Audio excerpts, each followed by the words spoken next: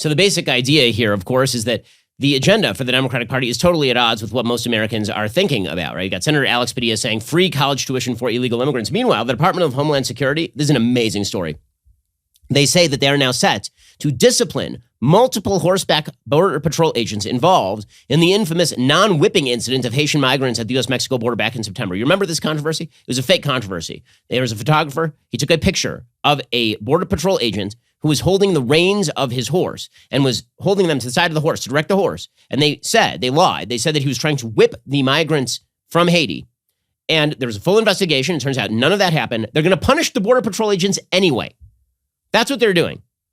And then they wonder why it is that most Americans think they're soft on border policy. Maybe it's because you don't care about stopping illegal immigration. In fact, you're relieving all of the regulations that allow us to stop illegal immigration, but you're punishing Border Patrol agents for literally doing nothing.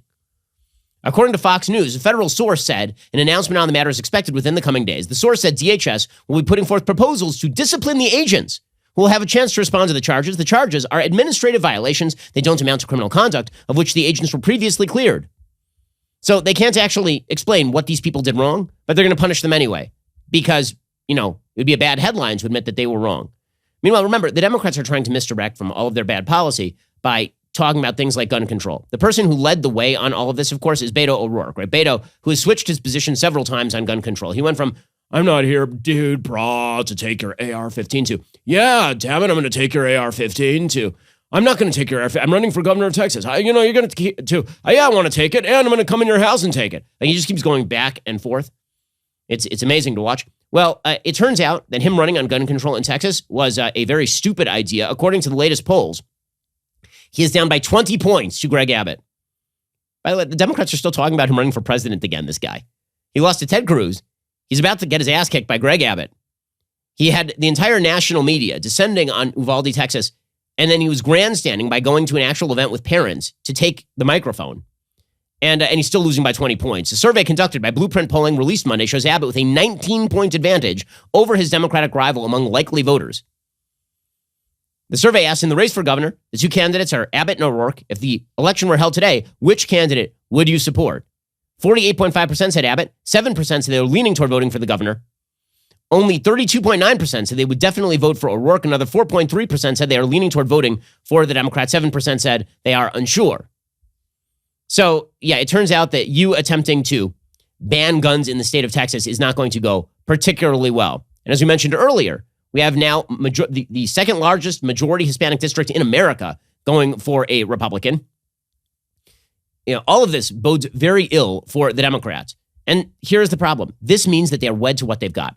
They're wed to what they've got, in Joe Biden, mainly because if Joe Biden were to go the way of the dodo bird, if Joe Biden were to leave office for any reason or not run again, or God forbid something were to happen to him health-wise, if that were to happen, then there would be such a bloodbath inside the Democratic Party. It would be incredible because no one is going to hand this thing to Kamala. No one is sitting there going, what a godsend Kamala Harris is. She's so inspiring. She's a disaster area of a politician. And so they took all the spare parts from all the other politicians and Dr. Frankenstein put her together. And then she's going around going,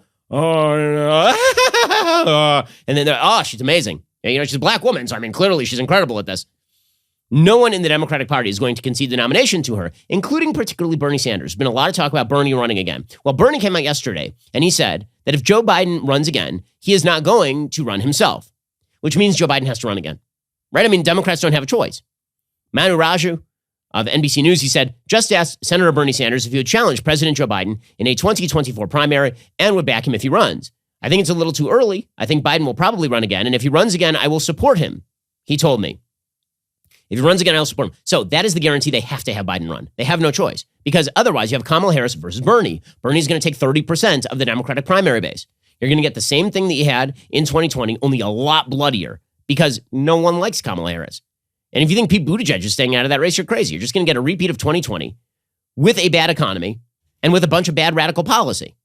So Democrats they got to stick with they got to dance with the one who brung them, even if that person is no longer ambulatory. And so this is why you're seeing more and more Democrats coming out of the woodwork to proclaim Joe Biden a genius, even though the man has not two active brain cells to rub together at this point. So Sheila Jackson-Lee, representative from Texas, she came out and she said, well, the inflation problem, it's unavoidable. The truth is Joe Biden is kind of a genius. That's really what's happening here. Food prices and other commodities that are needed by Americans are driven by transportation costs, are driven by fuel costs, and that's where we are. This would have happened if any other president would have been in place. We went through a horrific pandemic. The president was a genius in putting forth the American Rescue Plan that saved people from absolute despair and disgrace, if you will. When I say disgrace, thrown out on the streets, no food for their children. Here we are in a situation where inflation is unacceptable. We realize that. We are working real hard to deal with it. This is, he's a genius. That's what's going on here. He's just genius. That's what's happening here. Or alternatively, they are stuck with him. They know they're stuck with him, and there's nothing they can do about it. Because again, a bloodbath breaks out if Joe Biden is gone. Led by the likes of Hostin, who on The View yesterday laid out the Democratic case against Ron DeSantis in Florida, which apparently is just calling him Death-Santis a lot, calling him a fascist, and then gushing over the good looks of androgynous Ken doll Gavin Newsom. If you can name me a Republican who has a shot to do that, that's what I'm more interested in, because I think it'll be Death-Santis. I hope it's not Death-Santis over in Florida, because I think he's a fascist. Death-Santis. I think he handled COVID miserably. I think he's a fascist and a bigot. But those are his good points. Those are his good points. Exactly. But I do think there are plenty of Democrats that have tons of verve and energy. I mean, I like Gavin Newsom because he's really pretty to look at, and I think he does a great job in California. Oh, well, that solid case there for Gavin Newsom. By doing a great job in California, I mean he drove pretty much every business out of the state, including mine. But, these are the geniuses in the Democratic Party, so they have to stick with Biden. They just have to. And the only way that they think they can stick with Biden is to do something that really underlines how politically cynical they are.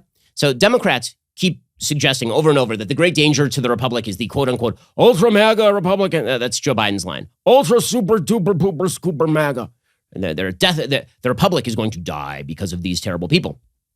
Well, if you really believe that, wouldn't you try to stop them in the primaries? That's not what Democrats are doing. They're trying to boost them in the primaries because they believe the only people they can win against are the ultra MAGA.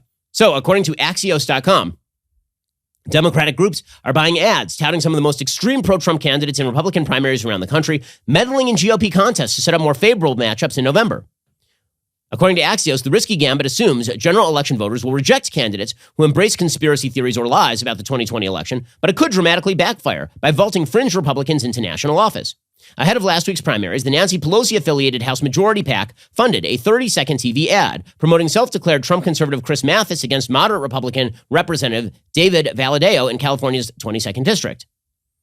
House Majority PAC Communications Director CJ Warnke told Axios the group is confident Democrat Rudy Salas will flip this district blue no matter who MAGA Republicans nominate, but they're putting out explicit ads directed at the people who they supposedly fear the most, right? The people who can never be put in charge of America's government. So simultaneously, they're holding these January 6th hearings declaring that Republicans are the most dangerous people in the history of the Republic. And then they're picking specifically the people they say are most dangerous and trying to boost them in primaries because they think they're more beatable. That should make you suspect something about what they actually feel about politics, but not what they are suggesting. Bottom line is this. Democrats are not avoiding the clocking that's to come. There's no way for them to avoid it. So they better batten down the hatches, because unless they make a Bill Clinton-style triangulation move, what's about to hit them in 2022 is going to be a tsunami. Who's got two thumbs and wants you to like and subscribe?